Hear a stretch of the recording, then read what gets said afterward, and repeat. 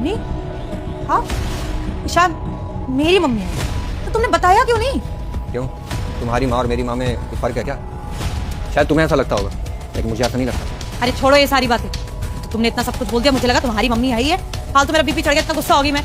मेरी मम्मी आई है, उनकी सेवा तो करने दो। मम्मी आप आराम से बैठा, आपके लिए ना चाय नाश्ता बनाती हूँ बढ़िया सा। बस बेटा, तूने खाना बना दिया और मैंने खा लिया। अरे वो तो मेरी मजबूरी थी कि मुझे यहाँ आना पड़ा। तुझे कुछ पता है, तेरे भाई भाभी ने ना मुझे घर से निकाल दिया। जब दामाद जी को पता लगा, वो दौड़े दौड़े गए और मुझे यहाँ लेकर आ गए। क्या भैया ने आपको घर से बाहर निकाल दिया? पागल हो गए क्या भैया? भाभी के कहने पे घर से बाहर निकाल दिया? अपनी बीवी के चक्कर में माँ को घर से बाहर कौन निकालता है? ओ हेलो, ये सब बातें ना तुम्हारे मुंह से शोभा नहीं देती हैं, क्योंकि तुमने भी वही हरकत करी है। बेशक मैंने अपनी माँ को वृद्धाश्रम नहीं भेजा, लेकिन वो इस घर में हमारे साथ नहीं है, तो उसकी एक वजह तुम ही हो। और माँ जी, आपको मैं घर से लेकर आया था ताकि आप अपनी बेटी की सच्चाई दे सको। अब बताइए मैं क्या करूँ? जो कुछ भी इस घर में हो रहा है वो सिर्फ आपकी बेटी की वजह से हो रहा है। ये आपको तो इस घर में रह सकती है, लेकिन मेरी माँ को, उनकी सेवा करने में इसकी जान जाती है। अब बताइए मैं क्या करूँ?